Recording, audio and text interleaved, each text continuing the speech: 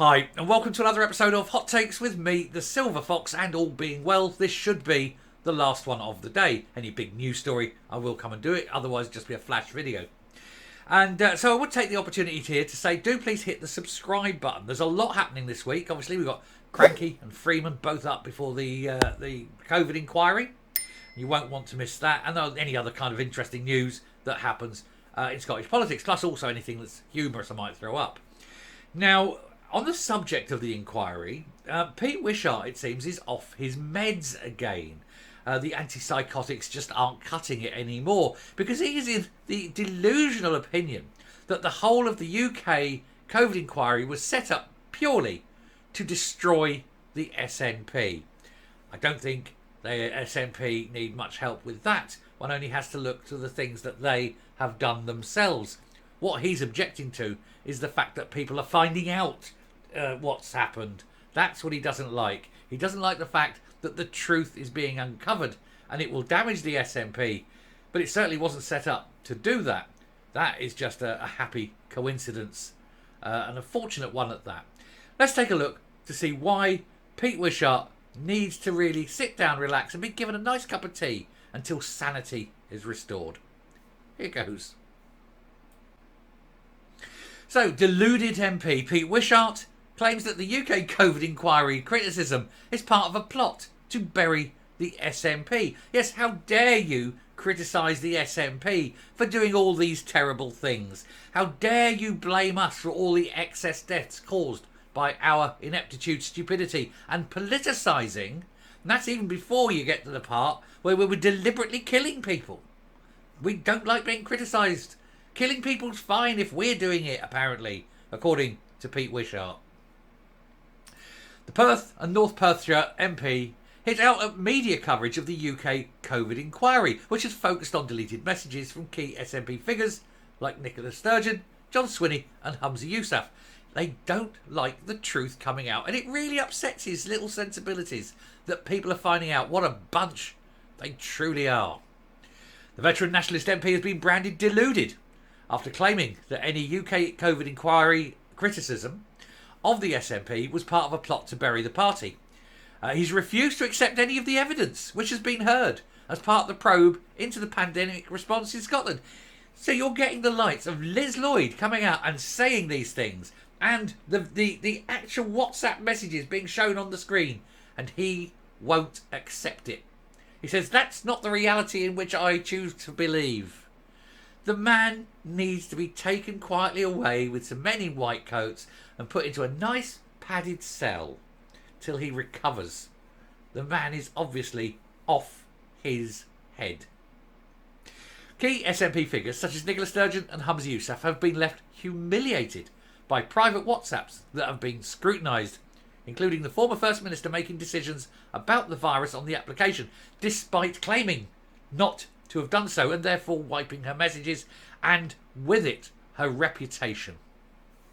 She's been proved a liar, and of course by doing that and destroying it, it is the deletion of evidence. It's the destruction of evidence. It is attempting to pervert the course of justice. Both of these things need to be investigated, and she needs to be arrested, charged, prosecuted, found guilty and imprisoned. And of course, the destruction of evidence and the perversion of the course of justice both carry up to life sentences. And one only has to look at the number of people who died to see that life sentences would be a light response. Her replacement was rebuked for attempting to circumvent face mask rules while at an event, as he asked the National Clinical Director Leach for advice, and he was told he can remove it if he stands with a drink in his hands at all times. And so he did, because different rules apply when you are an important or self-important politician. The pair also insulted a number of MSPs as well in their correspondence, calling them arseholes and effers and things like that. But Mr. Wishart is absolutely raging about the coverage that this has got in the media. Yes, how dare the media? How dare the media tell people what the SNP are like, and tell people what the SNP are doing, and tell people the awfulness of the decisions that were made? How dare the media expose the SNP for what they are? How dare they? Pete Wishart does not like the truth coming out, does he? He said, this week is likely to see a new high point in unionist media attacks on the SNP. Well, yes, because after all, it was your party that's done all this. Of course you're going to be attacked for it. He said they are determined to bring down key people in our movement. Well, if they're brought down because of what they've said and done, surely it's not the media bringing them down. It is, alas, their own actions and words. That's how it works, Mr. Wishart. Otherwise, how on earth would you cope if all your personal stuff was released? We all know how bad that would be. Especially, well, I can't say for him, but Swinney's stuff. Well, there's another kettle of fish, isn't there? He definitely doesn't want that coming out. His comments were a preview ahead of Miss Sturgeon appearing in front of the inquiry on Wednesday. And boy, am I ready for that one. This was a full day of questioning planned. Other key government figures during the pandemic response will also appear this week, including Swinney and Freeman. I want to watch the Freeman one as well, because that woman is in deep trouble. She knows if she gets a lengthy sentence, it will mean life for her. She won't come out, but feet first. All three are set to face a harsh grilling due to accusations that they deleted their WhatsApp messages, destroyed evidence, and perverted the course of justice. With Miss Freeman set to face questions about her care home policy, which saw elderly people move from hospitals to care homes without being tested for COVID. And I would also hope they ask her about why she suggested euthanasia as one of the cures in the COVID book. It is thought to have led to thousands of deaths. It has definitely led to thousands of deaths. We saw the figures, 44.5% more deaths in care homes in Scotland than anywhere else. The reason? Deliberate old age genocide. They wanted to get rid of the unionists. It was a political act designed to push agendas. Mr. Wishart was blasted on social media over his comments. Former Scottish Tory candidate John White said, "These people are on another level. They're absolutely deluded." Lord Fuchs said, "It's not murder." He said, "It's self-ending." The Scottish Sun journalist Chris Musson added, "Some of the most scathing criticism so far of the Scottish government has been from the Scottish COVID bereaved group, and are they part of the plot?" Scottish Labour member Laura McConnell said the SNP have done this to themselves. Me and Laura, and I'm sure you as well, all on the same page. I think we all know they've done this to themselves. There's no one else to blame. He says, "I don't think anyone who is pro-union or anyone in the media could ever have imagined such a spectacular fall from grace. Absolutely everybody would have preferred the pandemic to have been handled with more professionalism. People died. Thousands of them needlessly, but deliberately. In many cases, I'm sure that will come to light.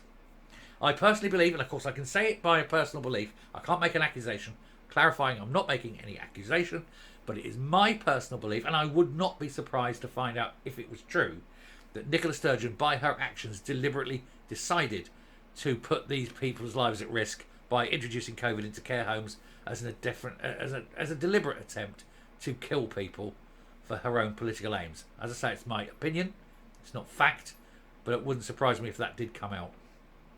Got to be careful how you phrase things, obviously.